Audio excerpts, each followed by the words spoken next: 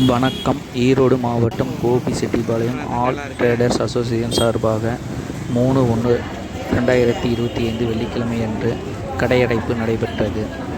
பொதுமக்கள், வணிகர்கள் வாழ்க்கையை பாதிக்கும் வகையில் மத்திய, மாநில அரசு அதிகப்படுத்திய வரிகளை குறைக்க நடவடிக்கை எடுக்க வேண்டி பஸ் நிலையம், கடைவீதி, கோபி சிக்னல் மற்றும் கச்சேரிமேடு போன்ற பல பகுதிகளில் கடையடைப்பு நடைபெற்றது.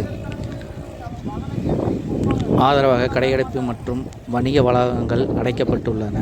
எனவே பொதுமக்கள் பெரிதும் பாதிக்கப்பட்டுள்ளனர். நன்றி.